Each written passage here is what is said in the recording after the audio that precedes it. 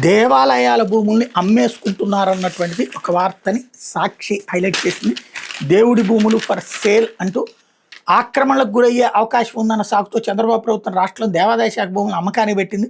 ఇదే కారణం చూపిస్తూ వైఎస్ఆర్ కడప జిల్లాలోని పుష్పగిరి మఠంపేట, అనంతపురం జిల్లా గార్లదిని మండలం కల్లూరు అగ్రహారం గ్రామ పరిధిలో 259 సర్వే నెంబర్లో ఉన్న 6.89 ఎకరాల భూమిని అమ్మేస్తోంది.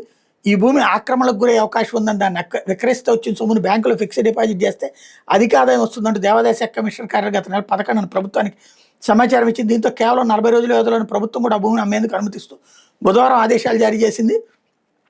దేవుడి ఆస్తులను పరిరక్షించాల్సిన ప్రభుత్వం ఇట్లాంటి ఆదేశాలు జారీ చేయడంపై భక్తులు మండిపడుతున్నారు. కట్టుదిట్టమైన చట్టాలుండి వాటిని అమలు చేసే భారీ యంత్రాంగం ఉండే ఆక్రమణలకు అడ్డుకట్ట వేయకుండా ప్రభుత్వం ఇట్లాంటి నిర్ణయం తీసుకోవడం ఏంటని వాళ్ళు దుమ్మెత్తుపోస్తున్నారు.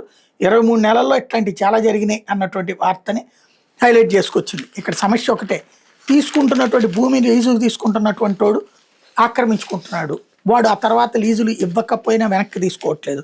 ఇట్లాంటి సందర్భంలో ఇది రైట్ అనిపిస్తుంది. కానీ దేవుడికి భూములు తీసేసి ఆ డబ్బులు బ్యాంకుల్లో డిపాజిట్లు చేస్తే ఆ తర్వాత ఎదుగుదల ఎట్లా అన్నది ఒక ప్రశ్న.